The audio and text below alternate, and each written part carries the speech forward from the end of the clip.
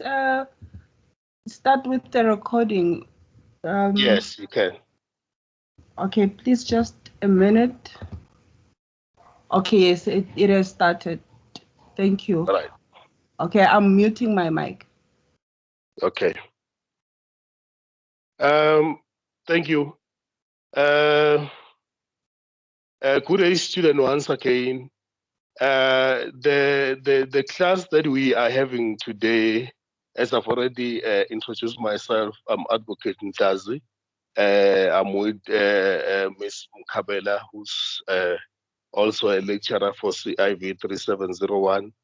I don't see Ms. Mtapo as part of this class. She indicated earlier that she's got other commitments that she's attending to.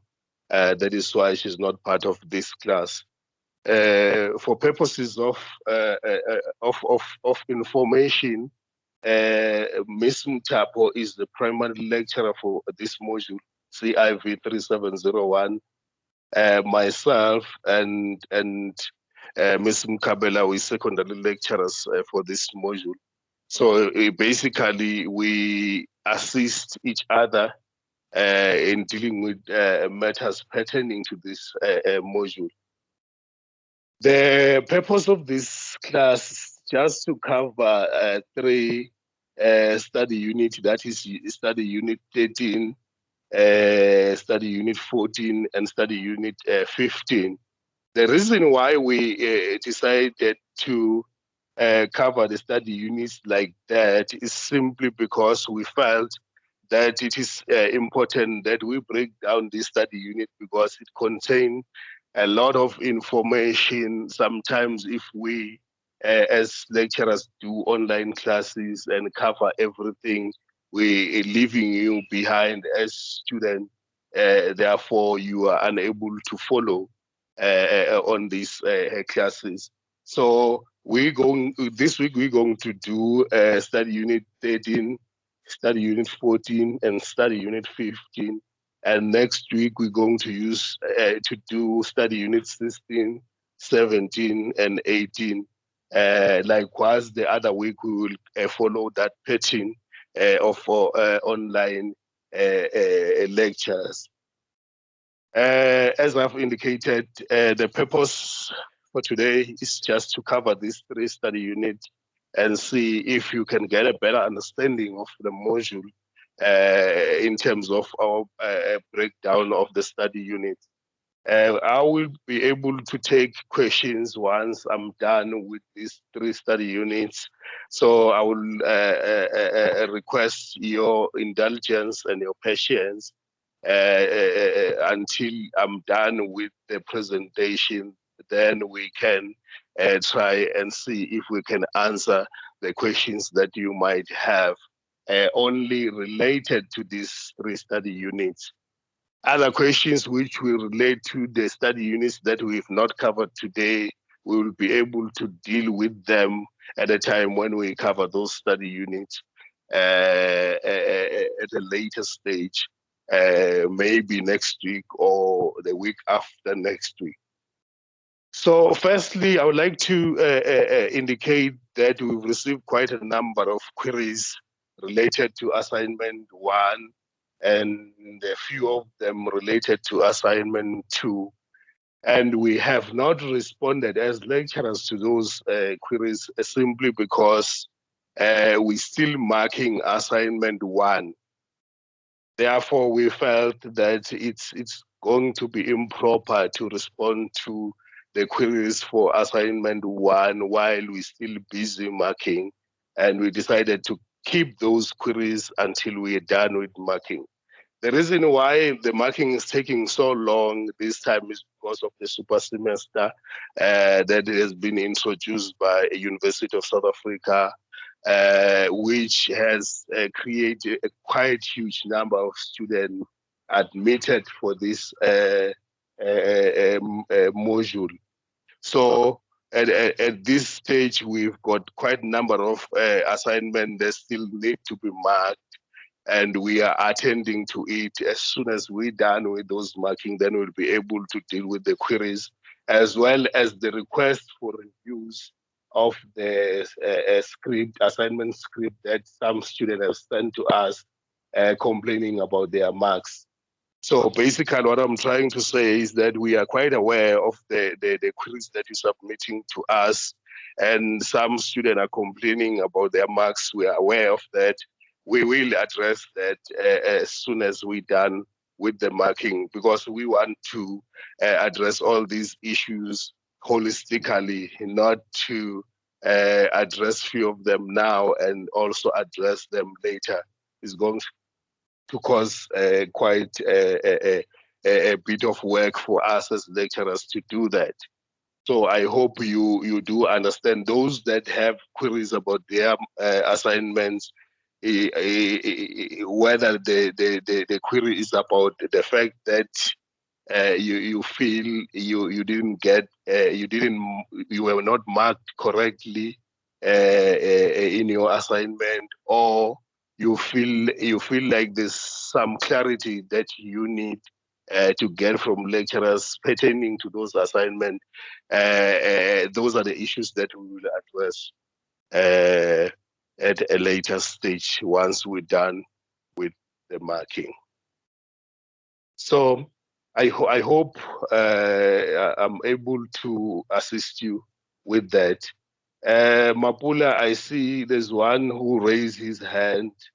Maybe if we can allow that Gibson Mlife to ask a question before we start and see if we can assist him with the answers. Mapula, can you allow Gibson to ask his question? Yes, I've unmuted the mics. Okay. All right. Gibson, you can go ahead. Okay, thank you, lecturers.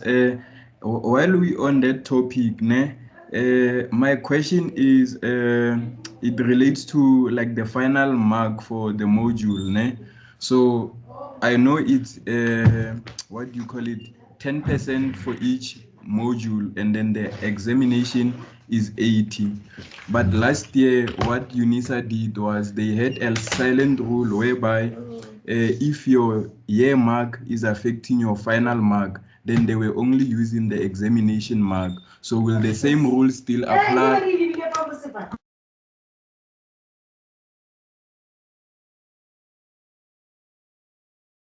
Gibson, are you still there? I think he's done because he's unmuted himself. Okay. Well, Gibson, as to how the marks are calculated, that is purely the function of assignment department and examination department. We wouldn't want to speculate at this stage as to whether the same rule that was applied last year is going to be applicable this year. But we want to assure you that examination department or assignment department, they follow a rigorous process in terms of taking into account your assignment marks as well as the examination mark at the end of the day to see if you have passed the module. I hope that will that answers your question. We also have Riabetswe. Okay, can you give her a chance? Riabetswe, you can go ahead.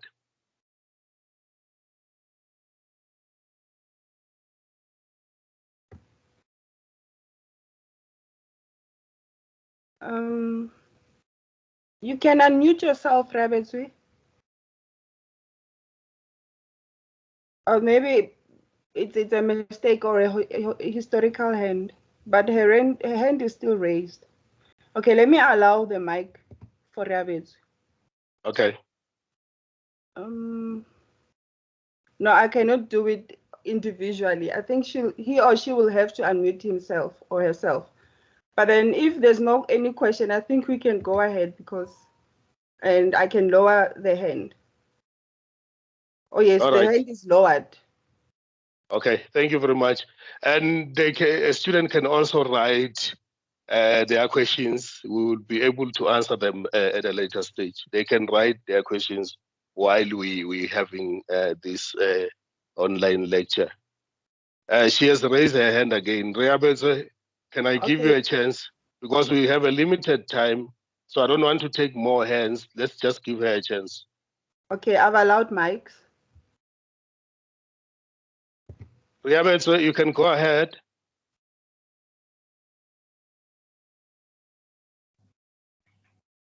Oh my gosh. Yes, you are on, Reabetswe. Your mic is on. Can you hear me? Yes, Yes, we can. All right, thank you, Advocate. I just wanted to ask with relation to assignment 2. I saw in the Telegram group that there was a bit of a confusion with regards to the marks and the answers that were given in relation to the fact that the multiple choice questions were not consistent in the way that they were in the manner in which they were marked. Some of the answers were correct and some of the answers were correct for the same question. I don't know if I'm making sense. So for example, if question 1's answer was 1, some person would have gotten it correct and the other person would have gotten it incorrect. Is there a reason for that? Well, Reabetswe, I haven't seen, personally, I haven't seen that kind of a situation that you are alluding to now. But as I said earlier, if a situation like that did occur, we will be able to rectify that situation as soon as we're done with the marking, when we'll be dealing with all the queries that we are having so far. But I haven't seen personally the kind of scenario that you are depicting to us. But we will check and we will follow it up to ensure that we rectify the situation. All right, I hope and then just you as are a answered. follow-up to that quickly, Okay. will tutorial letter 201 give us the answers for assignment 2 as well? The tutorial letter. I think Okay, that sorry will about that. allow us to see how the assignment was marked and as to whether there were any discrepancies or not. Yes, it is a university policy that we need to load a tutorial letter 201, which you then will be able to check your assignment against it to see if you done well in your assignment or not. And also the purpose for tutorial 201 is also to assist you to prepare for the examination.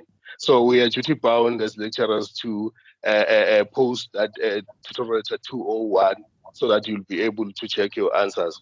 And if a question does come emanating from tutorial 201, all the students are allowed or are given an opportunity to write emails to us as lecturers just to ask us if we can be able to explain to them whatever discrepancy that might be there. All right, thank you, Advocate. Yeah. All right, thank you. Mapula, can you mute all the mic now? Can you switch them off? Okay, We're having a background noise. Okay, thanks. Yeah. All right, thank you very much. As I've indicated earlier, we're going to start with study unit 13, where we're looking at the parties to litigation. It is important to note that a student should have a correct identification of the parties. Mapula, can you just move from this slide to the third slide? Okay, thank you very much. Before we start with this study unit 13, the student need to pay attention to the different phases of civil procedure. That is a pre-trial phase, the litigation phase, as well as post-litigation phase. Can you move to slide number 4? Here we are explaining the different phases that we indicate. I indicated what is the pre-litigation phase, which deals with preliminary inquiries such as the dispute of facts or no dispute of facts, locus standi, value of claim, and the claim, instituting the claim, exchange of document in support of the claim. A litigation state is when we deal with the trial itself, and the post-litigation deals with the execution, cost, rescission of orders, appeal, and reviews. Can you move to slide number 5, please?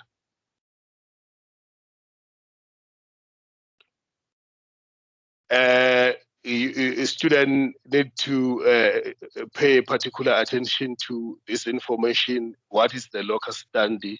This is the right of a litigant to stand in court or to institute a claim.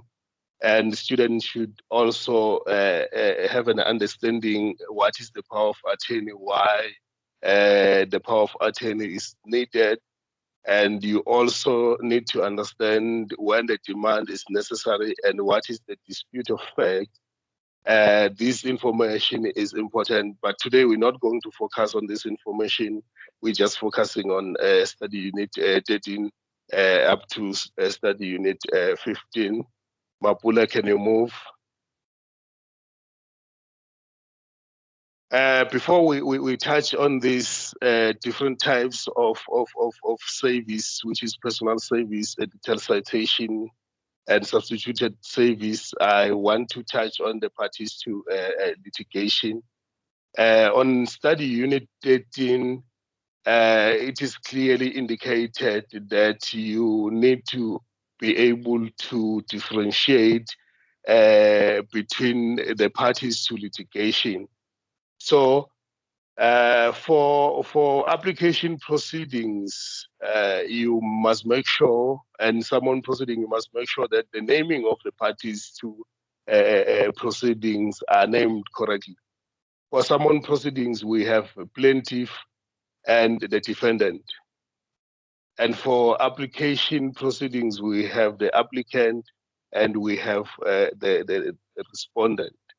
So this is very important for students to understand, because sometimes we get a situation where student mixes the name of the parties or the identification of the parties when they provide their answers. You will find a student saying that the plaintiff when the student is referring to the applicant in the application proceedings. So the description is very important. And in terms of your study guide, you should look at the Uniform of Rule 17, Sub-Rule 4, and the Magistrate Court Rule 5, Sub-Rule 4, which will give you a clear understanding or the basis of why the name of the parties should be differentiated correctly. For purposes of examination, we've indicated in study unit 13.2 that you need to understand what is joinder. You need to understand when joinder is applicable, what is happening when we're talking about the voluntary joinder, and what is happening when we're talking about the compulsory joinder.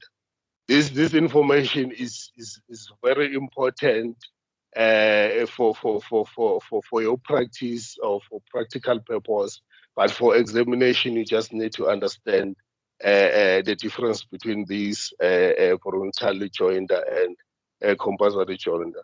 But when you get to practice, this information is quite necessary, because you come across a situation where you have to decide as an attorney or as an advocate whether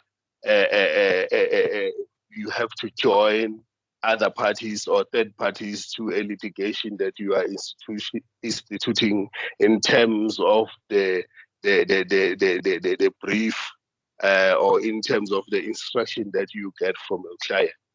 So for purposes of examination, you just need to know the difference between the voluntary joinder and compulsory joinder.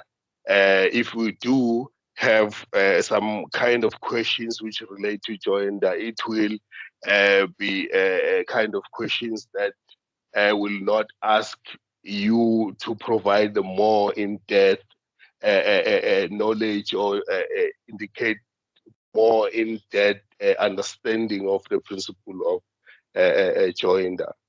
The other things that are important for you for practical purposes as student is to understand the third-party procedure. When is it applicable? How do you deal with a third-party procedure? That is important for practice purpose when you are done with your degree and you become an attorney or an advocate. So I want to get to the manner of service, the different forms of service that you need to understand, which is the study unit 14. It is important to note the difference between these kind of services that we have in terms of our procedure. That is personal service, detailed citation service, and substituted service. Personal service it's simply like a straightforward thing. It's when you have to service the document to the other party following the principles of Audi Atram Partem rule, which says that you need to bring to the attention of the other party that you are instituting a claim or you are instituting a proceeding against that particular party. So it is important to know that you can service the document to the party. You can service to the place of the employment. You can service to the address of that particular person. I'm talking about the normal service. There are different kind of service under normal service that you can utilize as a student. So if ever we have a question as lecturers around this normal service, it's just for us to ask you and maybe trying to see if you can describe the different ways in which the normal service can be effected to another party. So this is a straightforward thing. I hope you can be able to understand what is meant by normal service. Let's get to a substituted service. A substituted service is very important, and the reason why it is very important is because the substituted service happens where a person is believed to be within the Republic of South Africa, but service cannot be effected on him or her in terms of the rules of the court, because the exact whereabouts of that person is unknown. So it is important to understand that a party who want to effect service to another party whose address is unknown will have to approach the court and in the form of an application and attached an abbreviated summons which will indicate the reason why he wants or she wants the court to authorize the service by means of substituted service. The abbreviated summon must be must accompany the application for consideration by the court. The court have to hear the matter and the reason why the service cannot be affected in a normal way, and then the court can grant the application if it is convinced that indeed the whereabouts of this person is not known or the address of this person is not known. The service in terms of detailed citation, this is the service where a person is believed to be outside the Republic of South Africa, even if his exact whereabouts is unknown. But if he's outside the Republic of South Africa, the manner of service that can be utilized is a detailed citation. So it is important for you students to understand these differences between substituted service and detailed citation, because sometimes we do have a question wherein we want you to describe the difference between the two kind of services. Or we sometimes have a problem type question which will require you to indicate whether that problem type question is applicable to substituted service or is applicable to a detailed citation. That is very important that you understand it. You have also to understand the service within the Republic outside the court's jurisdiction area. That is section 42, subsection 2. This is very important, especially when we talk about the issue of jurisdiction. It's very important when we have those problem type question in terms of where we want to test your knowledge relevant to jurisdiction. You must and you have to know that the service in terms of the Superior Court Act, the civil process of a division is valid throughout the Republic. It may be safe or executed within the area of jurisdiction of any division. So this means that if I can be allowed to make an example, South Gauteng High Court can issue summons which can be served in Pietermaritzburg area of jurisdiction. Why? It is because of this section 42 subsection 2, which says that the civil process of a division runs through out the Republic. So it's very important that you note this section and you note the content of this section for the purposes of services in High Court. It's very important, particularly when dealing with the issue of jurisdiction. Mapula, can you move the slides to slide number 7, please? The explanatory note, you need to understand what is pleading, what is process. It is very important to understand this, and you should be able to differentiate between a process and then the pleadings. It's very important. Can you move to slide number 8, please? Slide number 8 touches on study unit 15, which is the conduct of the application proceedings. This is the last study unit that we're going to deal with today as part of our today's class. It is important to understand the conduct of application proceedings as to when and how you can utilize the application proceedings. And application proceeding is divided into two. We have ex parte application and we have ordinary application. These are the two differences that we have in terms of application proceeding.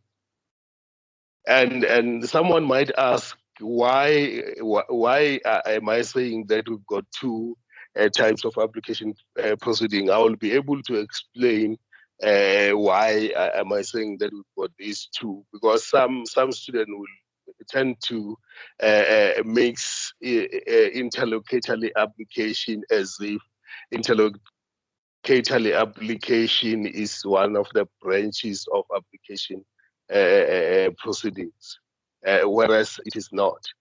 So the difference between the ex parte application and ordinary application is that ex parte application deals with a situation where there is no other party who will be affected by the relief that is sought. The classical example that is always been made in terms of our civil procedure is where one person wants to apply to become a lawyer or to become an advocate. You just send your application in the court, and that application is heard in terms of an ex parte application. No one is affected by your application to become an attorney or an advocate. So ex parte application is the proper way to approach the court. Then what is then an ordinary application? An ordinary application is when there's another party who will be affected by the relief that you are seeking. I always make an example wherein you will find that you see your neighbor is building the wall outside the demarcated line, and you feel that the wall is encroaching on your yard. You can approach the court by way of an ordinary application because there is another party that is involved, which is your neighbor in this case. So in terms of the principles of the Alteram Partem rule, the notice will have to be given to our party to stop that party or to call upon that party to give reasons why undertaking a particular course of action that is building the wall beyond the demarcated line. So here in ordinary application, a student need to understand that the ordinary application, there is an agent application and there's the normal application. An agent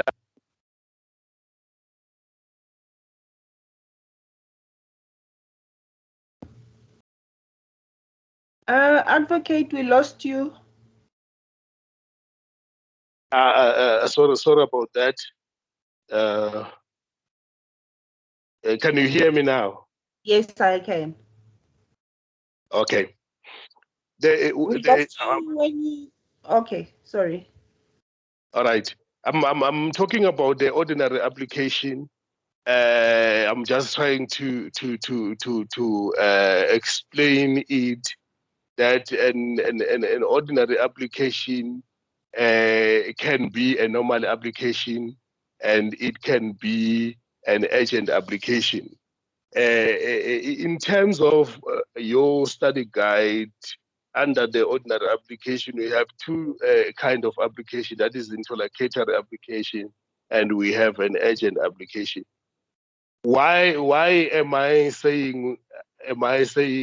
Did I say earlier that we have a normal application and we have an agent application? Because when you bring an application in terms of ordinary application, at the end of the day, it is the court that decide whether or not that application should be had as normal application or it should be had as an agent application. The reason why the court has to decide on that is because when the parties bring an application in terms of an ordinary application, and if the parties feel that the application should be treated as agent, a certificate of agency should be attached to those applications. And the party who's bringing an application has to give an indication to court why the normal course of an application should not dispense with. In other words, why this application should be had as a matter of agency. The example that I've made just a few minutes ago, wherein your neighbor is building a wall which you feel that is outside the demarcated line in terms of the municipality policies and is encroaching on your yard, this can be a reason that you bring to court to say, this matter, I want it to be had as a matter of agency. Therefore, it will fall under agent application. But still, you have to convince the court with the reasons that you are having at your disposal as to why the court has to hear the matter as a matter of agency. The other example that I can make here is that is where a journalist is going to publish your photos in the newspaper on the following day.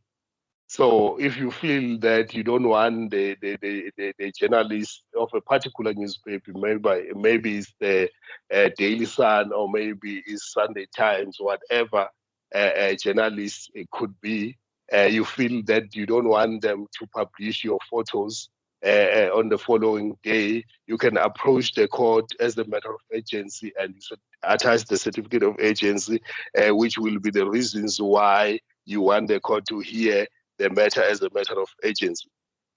Then what happens in such a situation is that the court will have to decide whether or not the matter can be classified as an agent application upon the reason that you've advanced on your affidavits when you make an application. So it should be clear why we have a normal ordinary application and an agent application. Because the court can decide to say this matter is not urgent, so it should be heard in a normal course of proceedings. Then, in that way, the other party will have to be notified and bring reason why he's taking or undertaking a particular course of action or doing whatever that he's doing. And the court will eventually give a ruling which will decide whether or not the relief that you're seeking as the applicant is going to be granted or not. So I just want now to come to interlocutory applications. Interlocutory application does not start the proceedings. Interlocutory application is only used when the main proceedings have already started. It doesn't matter whether the main proceedings was started by means of action proceedings, issuing of summons. It might be a simple summon, combined summon, or whatever way that you can approach the court. But if you feel that there's something that the court has to decide on at that particular moment while the main proceeding is continuing, then that's where you bring an application by means of an interlocutory application. So interlocutory application is an application that is used when the main proceedings have already started. It doesn't start the proceedings.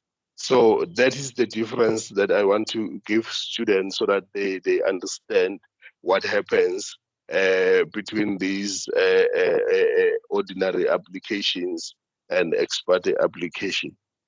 It is important for students to note these differences. One, it is also important to students to note that the documents that are applicable in application proceedings, we call them affidavits. The different kinds of affidavits. We've got a supporting affidavit. We've got a replying affidavit. We've got answering affidavit. But application proceedings is used by means of a notice of motion. Is what I'm trying to say is instituted by means of notice of motion, and it is accompanied by affidavits. Those affidavits that I just mentioned now, they are part of application proceeding. And the documents that are involved with application proceedings, they are not called pleadings. It is important for students to understand that we only call the documents that are used as pleadings when we deal with action proceedings, that is summon proceedings. And we're going to deal with that more next week on our lecture next week, because we'll be starting on study units 16, 17, and 18. So I think we've come to the end of today's study units. I don't know, Mapula, if we can switch on the mics and allow the questions, or if you have recorded some of the questions that the student they are having, maybe we try and answer those questions now. Thank you, Advocate. I've allowed mics, and Okay. I couldn't respond to any questions because the team says I'm not part of the chat. I don't know for what reasons. Maybe it's the settings that have been made when I booked the meeting. So what they're Okay. asking is the format of the exam. I don't know. I don't know if we can answer that now. But what I can say, we normally have problem type questions for examination, wherein we will give you a scenario and we will want you to, out of that scenario, you will want you to answer questions based on the problem type question that we've indicated. I think we haven't set the paper for the upcoming exam now. So I won't be in a position to tell the student what kind of a question paper will be, but I'm sure that we will have problem type questions wherein they will have to read those problem type questions and answer the questions that we will be asking. I don't know if there's any other question. Yes, the other one is asking about the direct email where they can query assignment marks. And I think you've addressed that earlier on. So, Yeah, and let me just reiterate that. Sorry, Mapula, okay. for disturbing you. Let me.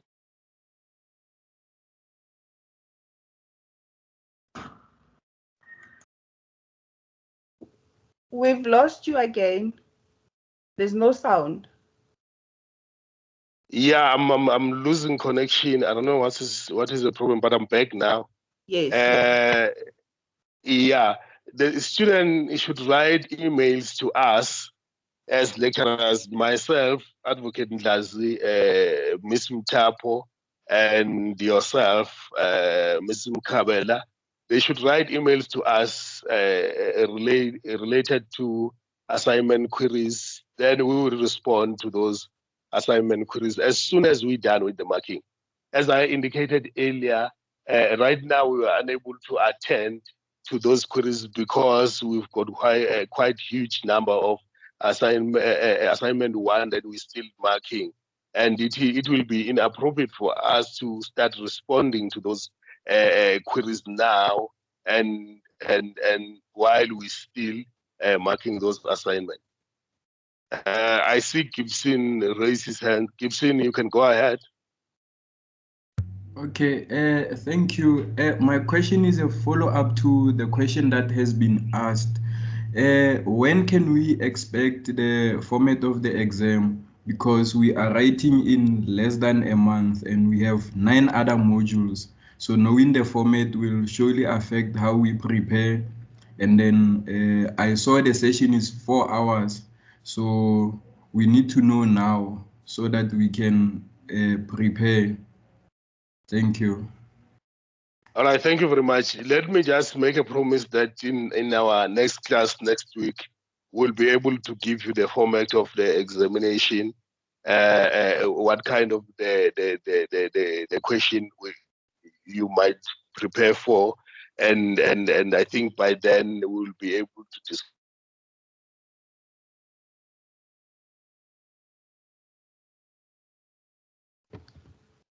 We lost you again, Advocate. There's no sound at all.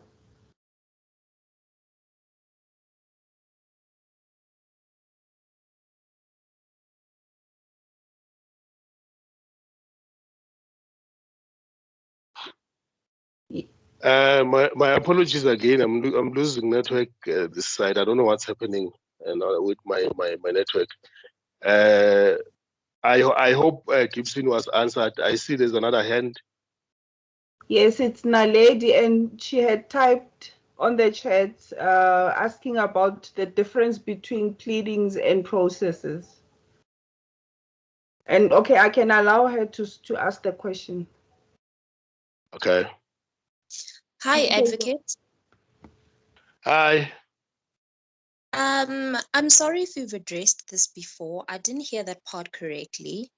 And on the notes, I think I would like a simpler definition, if you may, of the difference between a pleading process and a document in simpler terms.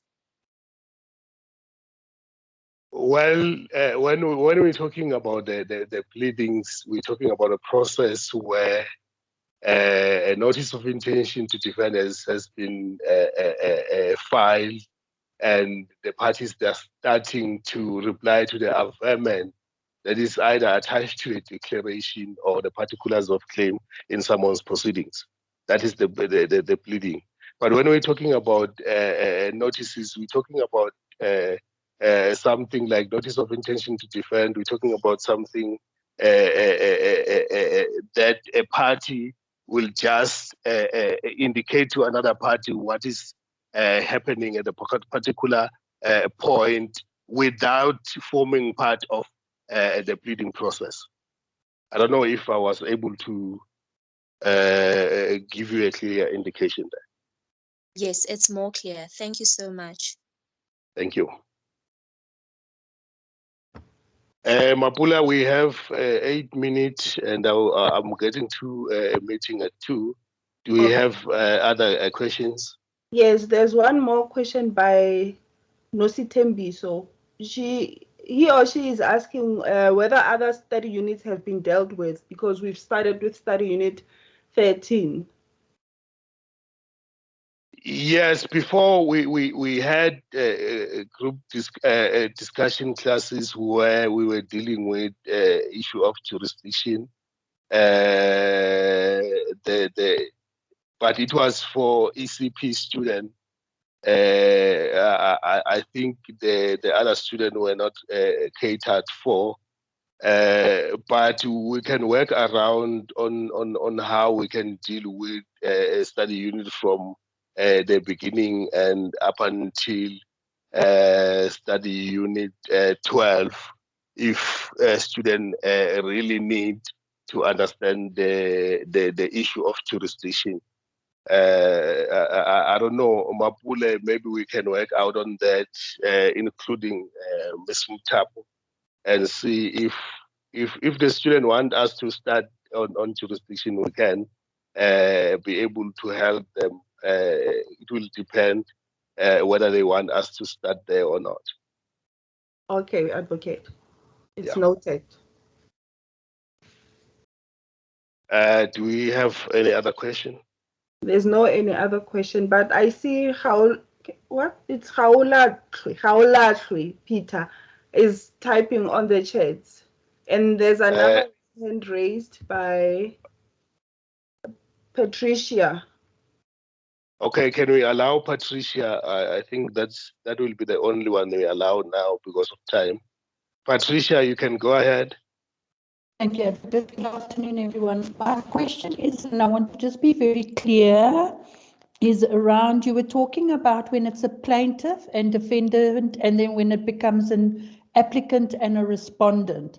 So I wanted to know, when does it go from plaintiff to applicant? Thank you. All right, thank you very much. Let's assume that parties have instituted an action proceedings. For example, someone has been issued, and the pleading have already started. In that situation, we having a plaintiff and a defendant. That is summon proceedings. But while the parties are busy with pleading, they feel that the court need to give a decision or clarify a certain issue. That's where the interlocutory application comes in, because the way in which the parties will approach the court while the main proceedings continuing, they will approach the court by means of interlocutory application. That's where the parties will change. Even if, for example, the party that wants the court to clarify on certain issue will become the applicant, and the party that will be part of that will become the defendant. So the difference is when, for example, you are in an action proceeding and the pleading have already started, but there's certain issue that parties will want the court to decide on, then they will approach the court by means of interlocutory application. Therefore, the name of the parties will have to change to become the applicant and the respondent. Once that issue has been resolved, then it will go back to the main proceeding. They will become the plaintiff and the defendant. I hope I've answered that situation, that question. Yes, you did. Thank you very much. Thank you.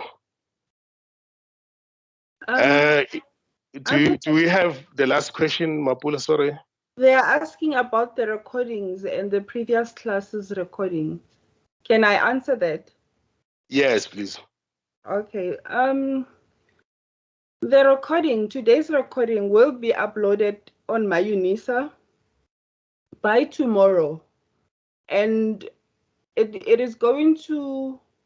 We are going to give you a link, which will direct you to YouTube on MyUNISA on announcement. And also you will find the recording embedded in discussion forum in MyUNISA under the module site.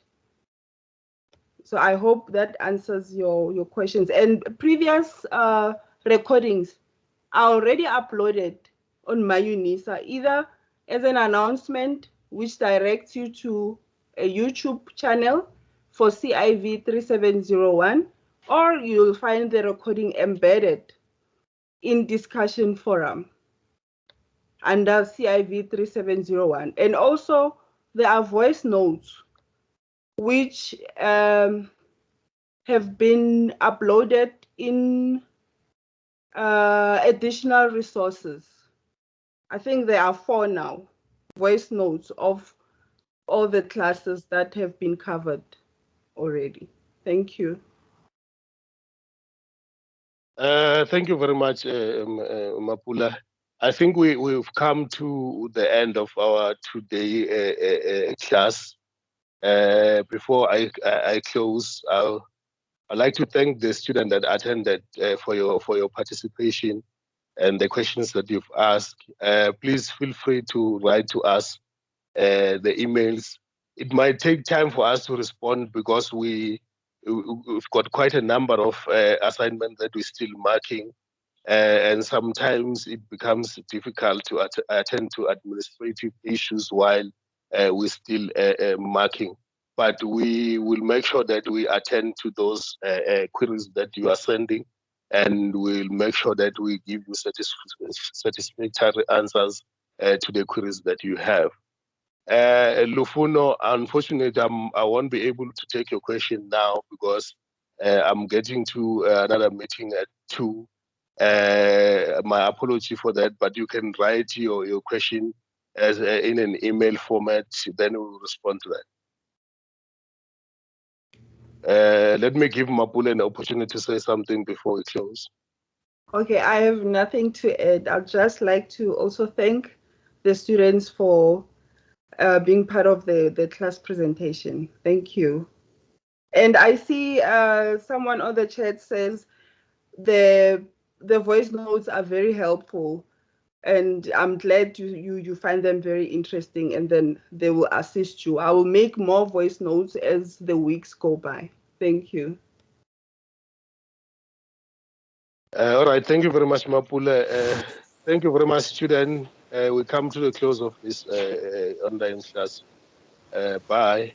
Bye. Thank you. Bye. Thank Bye. you. Bye-bye. Bye. Bye, advocate.